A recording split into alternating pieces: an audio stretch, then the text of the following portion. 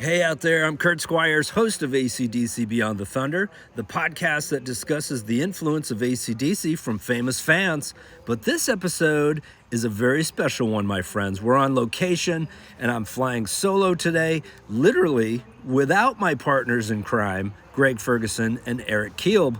It's official. I've just arrived in Palm Springs, California, at the Sonny Bono Concourse with what can best be described as, I'd say, 85% AC/DC fans as passengers on the plane today, traveling to this mecca of all hard rock concerts known as PowerTrip. I even sat next to a man from Tasmania, Australia. Shout out to Rob. And if I'm not mistaken, that's also the same place where our beloved Rosie is from. How cool is that? So needless to say, there are fans traveling from all over to make it to this once-in-a-lifetime occasion. There's lots of high fives going on, lots of conversations, lots of trading phone numbers, and I really look forward to this fun-filled weekend here in Indio, California. Even the pilot was asking if he could score some VIP tickets and backstage passes to this major event featuring Iron Maiden, Guns N' Roses, Judas Priest, Metallica, Tool, and of course, the triumphant return of AC/DC with Brian Johnson at the helm, who, by the way, is celebrating his 76th birthday today as we touch down. What a moment. This is amazing. We're going to be reporting to you every step of the way here in the California desert, and it is hot as balls. Dirty big balls, I should say. It's 103, and I'm telling you what, man, I may have moved to the south, but I don't know about the triple digits. It's hot, dude. I mean, really hot. Although I'm wearing my AC/DC Beyond the Thunder sweatshirt, that's coming off immediately. And during this episode, we're going to be giving you blow-by-blow account of what's taking place throughout this power trip journey, describing the sights, the smells, even offering up snippets of sounds from the stage when these bands appear, including AC/DC for the first time in 7 years. So stay tuned. Right now, I'm going to grab an empanada with a tagline like, whole lot of flavor. I got to grab one, right? That's pretty awesome. I'm going to head into town, get settled in for the big weekend. Stay tuned. Okay, it's now Friday, October 6th. It's day one of the festival featuring Maiden and Guns. And the town of Indio, California is electric. In fact, it's about to double in size just for this weekend-long event. Everywhere I go, there's people roaming the streets with rock t-shirts, me included. Today, I'm actually sporting my New England Patriots AC/DC jersey. Even though Maiden and Guns are playing tonight, I gotta represent, dude. All weekend long, I'm wearing AC/DC. And people seem to love this jersey. They not only want to stop and talk about it, but they want to buy it. And I'm like, back off, dude. I love this thing. In case you're wondering, this particular Power Trip Festival is put on by Golden Voice, and it's been described as the sequel to the Desert Trip, which was a festival that took place in 2016 at the Empire Polo Club as well.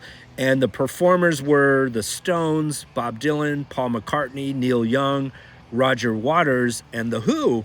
It was later dubbed Old Cella, which you could also say for this particular Power Trip lineup. Let's face it, our favorite bands are not getting any younger, folks. But the cool thing today is, and I'm right down the street from it because it's way too loud, in the town of Indio, with the help of Sony, they've established a local tap house and launched an exclusive pop-up AC/DC high-voltage dive bar. It's located at 82971 Bliss Avenue, where international fans are meeting up, sharing a beer. They can actually get a tattoo, an AC/DC logo tattoo, anyone that they want from the past 50 years. You can win a Gibson SG or a Gretsch Malcolm Young signature jet, both on display. Even Angus stopped in pre-show to take selfies. How crazy is that?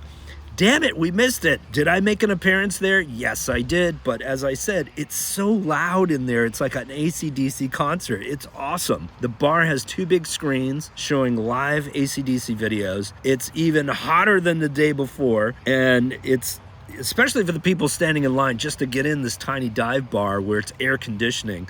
But you can see vintage stage props of AC/DC and artifacts. They did a really amazing job. The beer is flowing. There's food trucks. It's AC/DC heaven in there. And I talked with the owner's son, Randy Franco, who gave me a VIP look inside the bar, where there's a tribute to Club 5 owner Alfredo Franco, his father, who passed away just this summer with battling cancer. And he gave me this very touching story about what had happened, and there's a little homage to him inside the bar. Also, outside is a beautifully painted mural from the Mists of Time video by a local artist by the name of Miles Tolan. I stood in front of that thing, and fans are taking selfies in front of it. It's huge, it's amazing, it's beautiful. And guess what, man? It'll be there when the smoke clears. So check out Club 5 if you're ever in town. Say hi to Randy. You will not be disappointed by this incredible mural. Okay, we've left the AC/DC high voltage dive bar. We finally made it through the pearly gates after sweating it out in line. I took an Uber here, but you can also drive or literally camp on the Empire Polo Grounds as part of your package. I'm seriously just going from shade to shade here. It's so hot, I can't explain it to you. I mean, this is crazy, but people don't seem to care. And there are thousands of people here, tens of thousands. Is it expensive? Yes. Is it extremely well organized? Absolutely. I've got my wristband on. I've got my laminate around my neck. I've been through several checkpoints. We're surrounded by palm trees and vast mountain ranges. There's plenty of merch to be purchased, and the lines for the merch are insane. They're like longer than the food or water. There's probably over 100 food venues, humorously themed bars, like the Holy Dive Bar in honor of Dio. There's a Ferris wheel, which I just shared a ride with a gentleman by the name of Santiago from South America. Big Iron Maiden fan who's here tonight. And I'm hearing every accent you can imagine. Some familiar, some not familiar. It's really impressive how music can bring the world together. I gotta admit, there's lots of Iron Maiden shirts here tonight, and we're now walking towards a ginormous cactus sculpture in the shape of devil horns, all lit up and it's smoking. And we are slowly walking towards the stage, which is absolutely immense, maybe too immense. I'm getting nervous about how far away I actually will be in the grandstand, but you know, it's still exciting. It's a beautiful dusk evening, and this is PowerTrip Day 1 with Iron Maiden and Guns N' Roses, and there are fans who are in their 50s and 60s, no longer teenagers, but they are still running as though they are teenagers, allowed into the pit, which is the front row where you can stand up all day. There's no seating. And believe me, this old back of mine just ain't gonna do that no longer. So I've got the grandstand seating tonight. But it's a glorious sight to see the energy within these old rockers. And there's gotta be, I don't know, it looks like 70, 80,000 people here tonight. Okay, some of you know I am a significant Maiden fan. They're my third favorite band, and I would love to do an entire review of their live show here tonight. But this is an AC/DC podcast, folks, so we're keeping our focus in check. But without further ado, here's a little snippet from the Iron Maiden and Guns N' Roses opening night here at PowerTrip.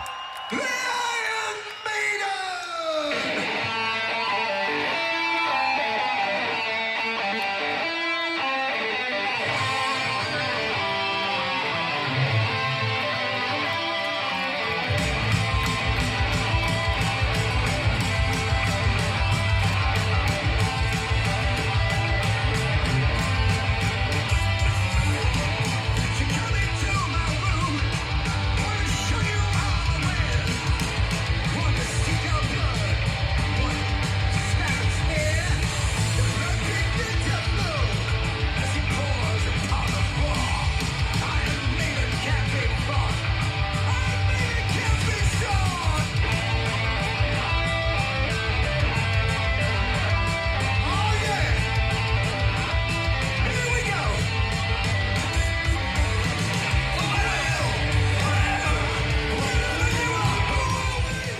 man, there you have it, a quick clip of Maiden, who just finished a blistering set, and boy did they deliver, which predominantly focused on Somewhere in Time and their latest release, Senjutsu.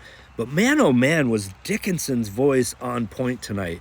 Dude's vocals have not aged a bit, still singing high, still singing strong, and it's got that operatic delivery. Maiden proving they could care less about playing the hits or whatever some might consider a competitive festival. And that's why we love these guys. They just don't care. And Maiden, dude, I got to give them, I'd say 4 out of 5 stars. That was a great show. But now here's a little bit of Guns N' Roses, fronted by none other than Axl Rose, who's about to take the stage, not with AC/DC this time, but where he rightfully should be with his fellow mates, including Duff McKagan and Slash, who's also appeared on AC/DC Beyond the Thunder back in season 1. So give that a listen. All right, let's see how the Gunners do. Here's a little snippet from their show live from PowerTrip. Heads up, bodies up, that obsession. It's always messing, it's always messing. It's a bad obsession. It's always messing, it's always messing. I can't stop thinking about doing it one more time. Oh no, but I already left you when you're better off left behind. Oh, it's a bad obsession and it's always messing with my mind. But I already left you when you're better off left behind.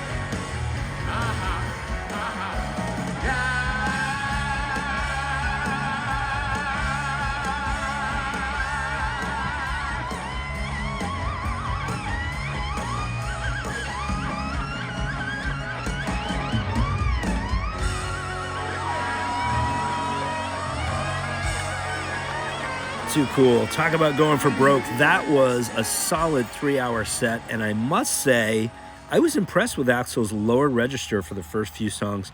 It was only when he tried to hit that higher range where it became a little more Katharine Hepburn-like. But MVP goes to Slash and the entire band, really. Yes, Richard Fortus is a monster player, but Slash was simply mesmerizing with his soulful, melodic, supersonic playing. Probably my favorite musician to watch the entire night with Maiden and Guns combined. Although, it's time for me to find my way out of the chaos of people here. Get to bed, get some rest for the big day. It's AC/DC tomorrow night, folks. PowerTrip. We'll see you tomorrow.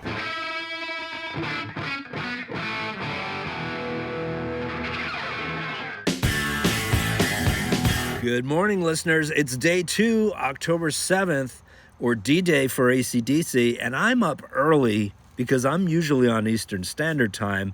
Now I'm on the West Coast with a 3-hour difference.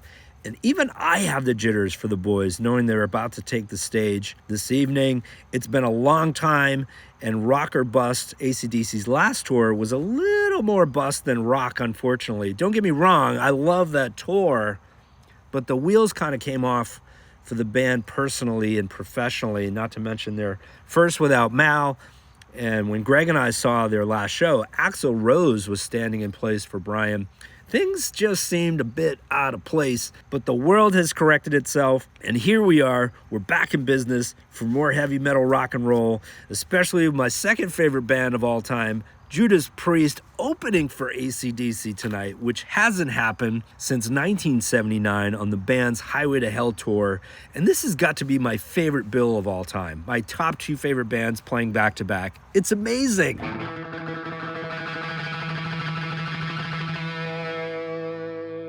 Okay, I'm already at the venue. However, we did make another venture over to the AC/DC pop-up dive bar today. Wanted to meet some more fans, take some more pics. We even shared an Uber ride and a rickshaw over here with a photographer from Metal Edge who was working the PowerTrip show.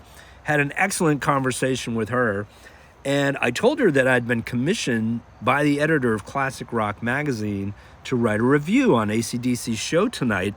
for the next month's issue. She was pretty psyched about that. Hell, I'm psyched about that. So listeners, make sure you pick up a copy from Classic Rock Magazine and see if I do the Thunder Down Under justice. And guess what? Today's even hotter, if that's even possible. But the anticipation to witness the long-awaited return of the mighty AC/DC does not deter the sweat-soaked crowd who sport blinking devil horns out there, glowing as far as the eye can see throughout the Empire Polo Club grounds. I love it. I absolutely love it. But first, the newly anointed Rock and Roll Hall of Famers Judas Priest are about to take the stage, who, by the way, is being lit tonight by our friend and lighting director extraordinaire, Mr. Cosmo Wilson, who we salute for not only lighting Priest tonight, but also AC/DC. It's a back-to-back extravaganza for him. And he had said that he had about 2 or 3 20-hour-plus working days making sure that this double bill goes off without a hitch. And I'm sure he will pull it off. But listeners, let's check in with Priest and let's go riding on the wind live from PowerTrip, shall we?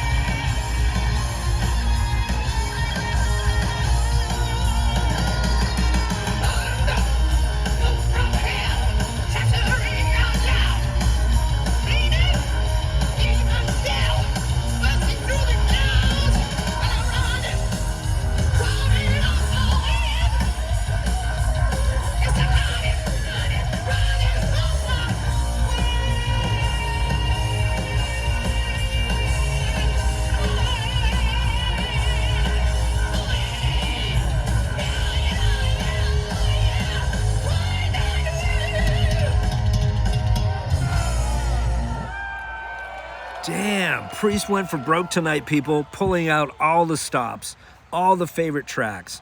They brought out the Harley. Of course, they had the leather, and even a special appearance during the encore by none other than guitarist Glenn Tipton, who's been battling Parkinson's disease. Great to see him up there with the boys for this big event. What a special performance for these heavy metal heroes. And Halford, absolutely phenomenal. Absolutely the best singer in the business. I know he's behind Brian in age. Brian's definitely the oldest one on the stage this weekend, but hands down, Halford has the best vocal chops, and also a band who's celebrating 50 plus years, and they just announced their 19th studio album, Invincible Shield, on these 2 huge LED screens, which will be arriving this spring in 2024, so I look forward to that. But not as much as we're looking forward to witnessing AC/DC take the stage in a matter of minutes, people. And actually, the AC/DC Twivia question of the day on X, or for those old schoolers, Twitter, was in fact, Day 2 in the Desert is here, and AC/DC's poised to take the stage tonight at PowerTrip alongside the mighty Judas Priest. What will AC/DC open their set with? And we probably received more activity, like up to 15,000 impressions on just this question alone. The most since we've started this daily AC/DC trivia thing since, I think it was 2009. Who will get it right? Nobody knows. Let's find out, shall we? It's been 7 long years of loss and uncertainty, but there, standing in front, it looks like 48 Marshall stacks, is the Thunder from Down Under, back in the ring to take another swing and remind the world just who the undisputed kings of rock and roll truly are, with a proud and triumphant return to this stage. It's AC/DC at PowerTrip.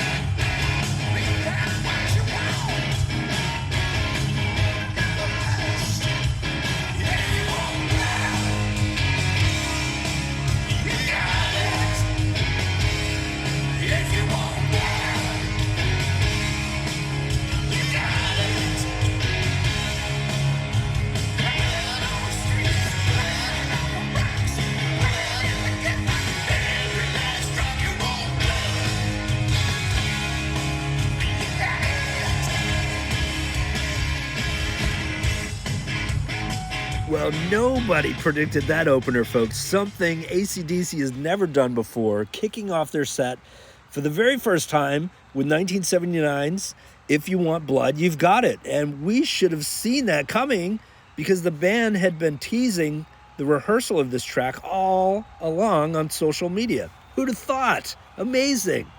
And what an impressive animated sequence of a desolate high-speed car chase on the two big LED screens, complete with a fireworks opening display. The band has simply electrified this crowd, and they are back. They're dancing in the aisles, and they're going crazy. Although Angus is sporting an unexpected silver hairdo now, he looks like a cross between Doc Brown from Back to the Future and a stately Jimmy Page. He's still rocking that crushed indigo velvet schoolboy uniform. He's playing amazing. He's nailing every Chuck Berry duck walk, incessantly bobbing his head. He's even delivering the curly fallen spin right on cue. You would never guess that he's pushing 70. What a phenom this guy is. But make no mistake about it, this is Brian Johnson's night. The pressure must be immense to step back on stage after being forced off their previous tour due to health issues. Even after getting in shape and rehearsing for 6 weeks leading up to PowerTrip, as Greg Billings told us in last month's podcast episode, pushing through this grueling set list filled with hits is exhausting. Everything Johnson has left in the tank, and it's a courageously awesome sight to witness. Brian's energy and charisma is infectious up there. He's offering 2 terrific live debuts from Power Up, the pandemic release from 2020, including the radio-friendly Shot in the Dark and this blistering Demon Fire track. Check this out. He loves to drive him crazy with his evil lips. Great guns blazing. Deadly triple.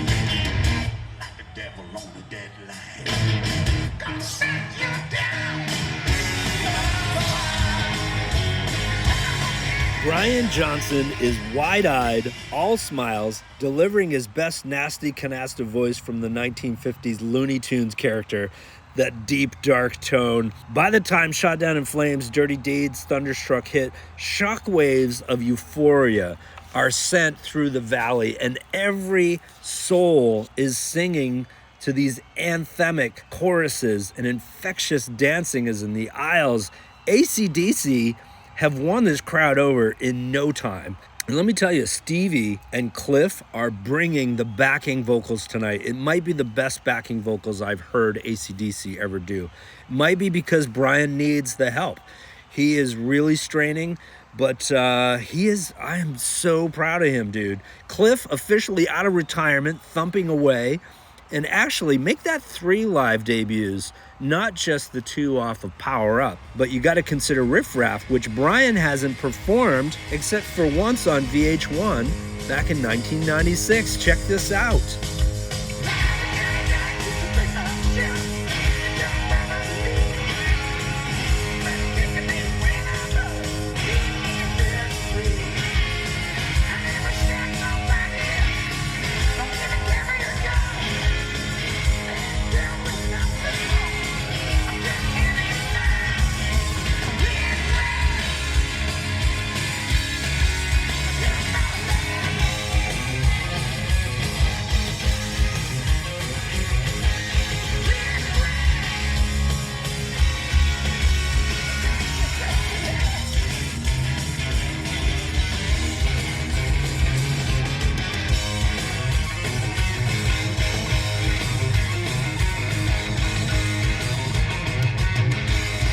Yes. Oh man, fantastic.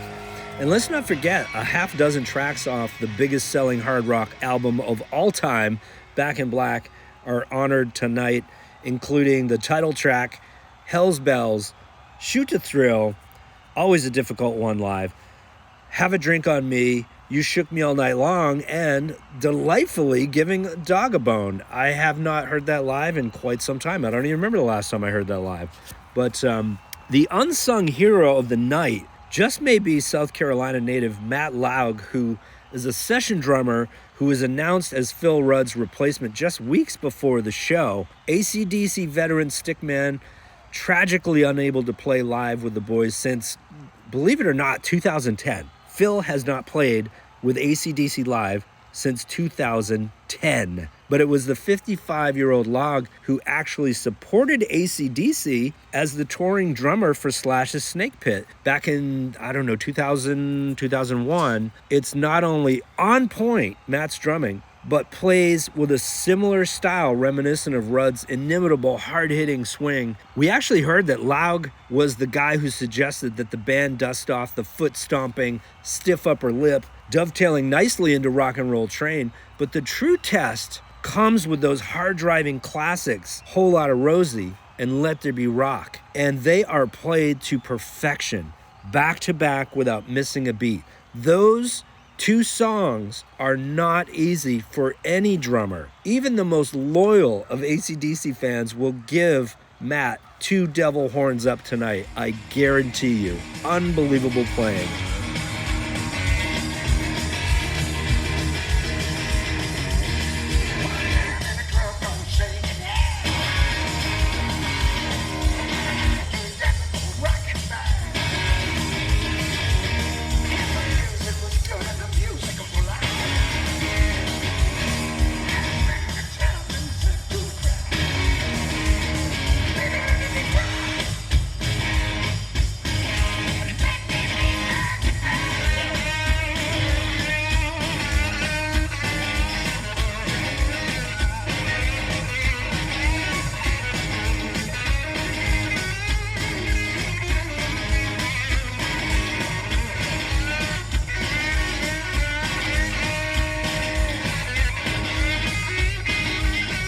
Oh man, I can't believe it. I can't believe we're here.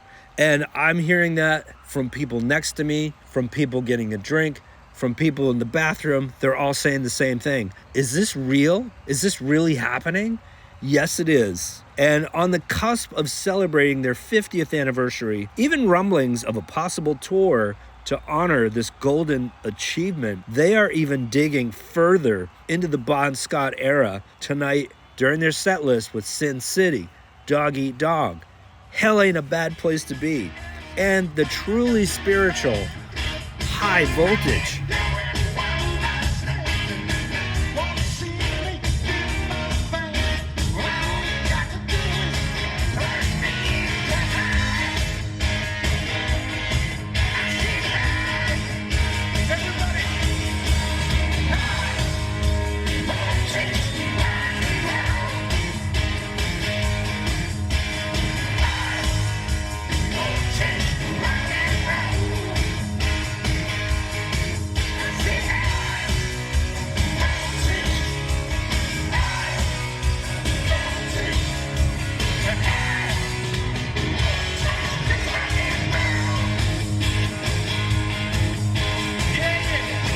And of course, both encores, TNT and the 21-gun explosive climax of For Those About to Rock, accompanied by a spectacular cannon fire that leaves the desert echoing with a thunderous roar. This crowd's collective salute is a fitting tribute to the enduring legacy of AC/DC. In 2 words, AC/DC destroyed.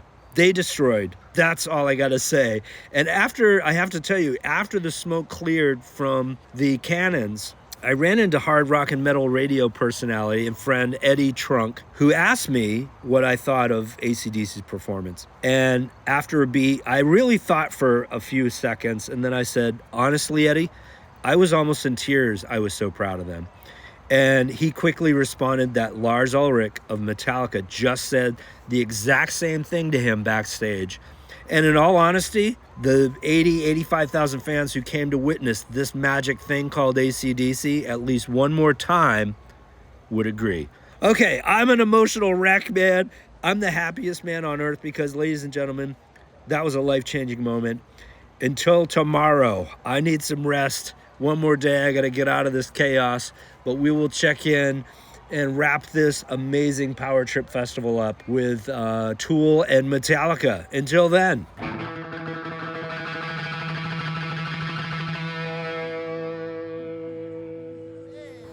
Woo! All right, it's day 3 in the desert, Sunday, October 8th, and honestly, I'm pretty rocked out between the heat and the heavy decibels, and after last night's performance by AC/DC, I can go home right now a happy man. In fact, the last time I saw AC/DC at Coachella in 2015, that's exactly what I did. I left. After AC/DC played on the very first night, I went straight to the airport and skipped the Saturday and Sunday nights. Why bother? Well, I'll tell you why. It's Tool and Metallica tonight, so it's a pretty cool double bill to end this amazing festival. So I'm going to stick around. It's funny because I have assigned seating here in the grandstand, which for the enormous price tag that I paid on day 1, in which the tickets were offered, it still feels like I'm a football field and a half away from the stage. That said, it's pretty cool seeing the same people every day. So you start to build like a community or a family around because everyone has the same seats. So saying hello and talking shop is pretty cool. So by the way, this season, as you know, Greg, Eric, and I have established 2 charities that we're donating to, which is the Make-A-Wish and Nordoff Robbins Foundations. And if you're a fan of listening to AC/DC Beyond the Thunder, you know that we're advertising free.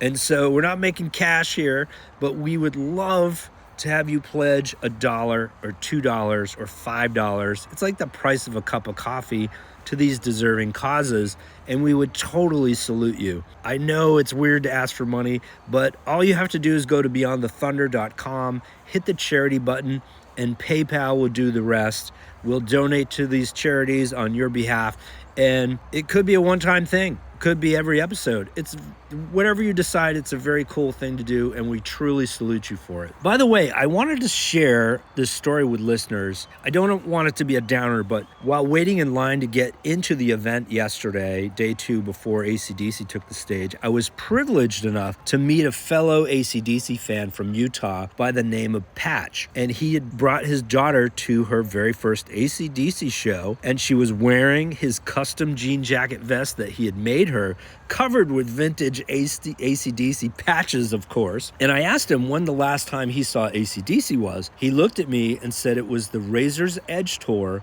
where the 3 people lost their lives after being crushed in Utah. And he was in the front row, and he was very close to when all that went down, even witnessing their deaths. And I was in shock because I had heard these stories about the band and barely launched into their opening song, Thunderstruck, when a sea of fans rushed towards the stage. There was no assigned seating. The stampede quickly got out of control. These bodies were crushed up against one another. Patch was one of them. He said he almost broke his back and his leg in the process. The band were obviously devastated, even brought Malcolm Young to tears, but not to bring the events today totally down, but it was a tragic part of history for the band. But there are fans that have these amazing, crazy experiences and live to tell the tale. It, obviously wasn't AC/DC's fault. They had oversold that show. But back on track with today's lineup, from LA, just a couple of hours away from here, formed in 1990. Here's Maynard Keenan and the boys from Tool, who, being the youngest band on the bill, I heard was a bit overwhelmed being beside these rock icons. And these guys are amazing musicians, no doubt. They're tight, they're talented,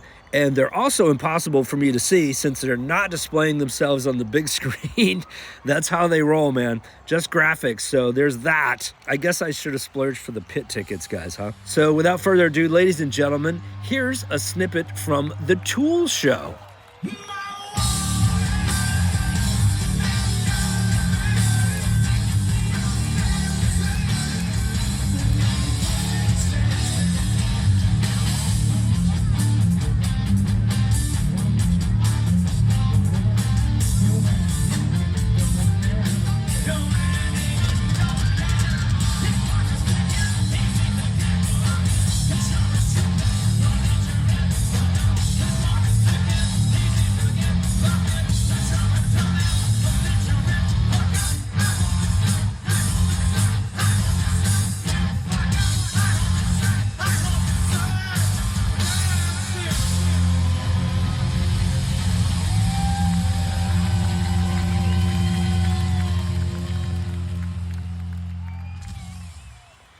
So cool. So cool. I feel like I'm either on mushrooms or ecstasy listening to Tool.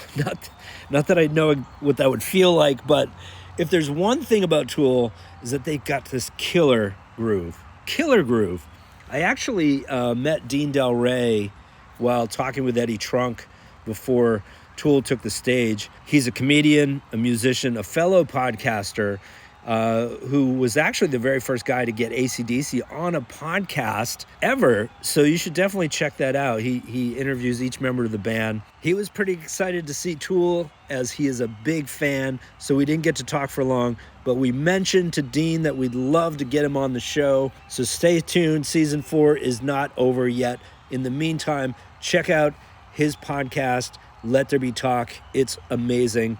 He's been doing it a long time. Okay, before we close out with Metallica's set, I have to tell you a funny story. I was taking an Uber to the show, and the driver, who was originally, I think he said he was from Iraq, said that he was the guy who drove AC/DC to the PowerTrip show. And I said, wait a minute, AC/DC's not one person. What do you mean? You drove the whole band?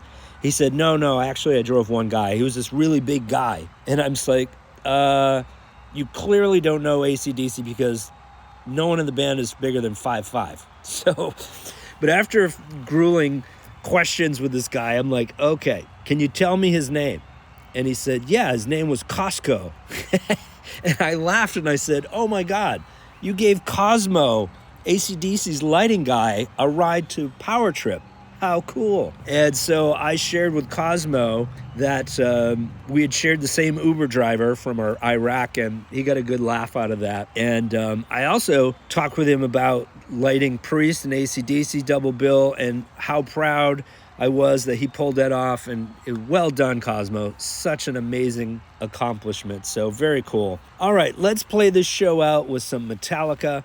And props to Metallica for leading up to take the stage by playing AC/DC's It's a Long Way to the Top If You Want to Rock and Roll. Very cool choice. Even though they've been on a massive stadium tour this year and recently played 2 nights at LA's SoFi Stadium, this crowd is absolutely loving it, especially closing with Master of Puppets, which is still enjoying its second life thanks to the prominent feature in Stranger Things. Here's a little Metallica to close out the show.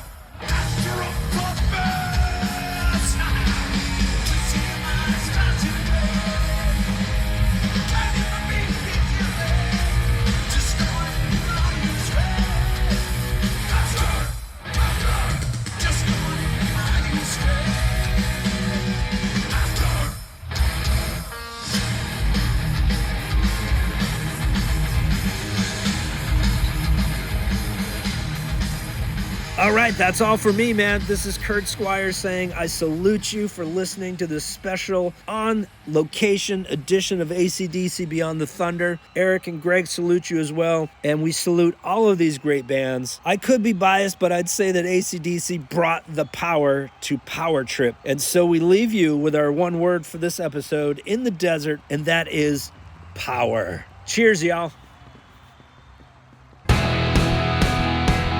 AC/DC Beyond the Thunder theme song, Trailer Trash, written and performed by Gannon Arnold. VO talent by Bruce Jacobson. Cinematography and sound recording by Greg Ferguson.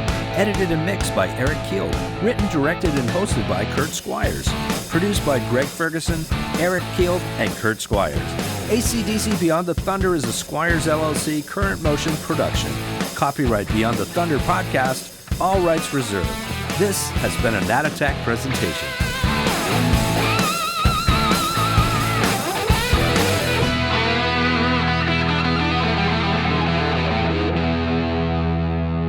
Shazbot Nanu Nana.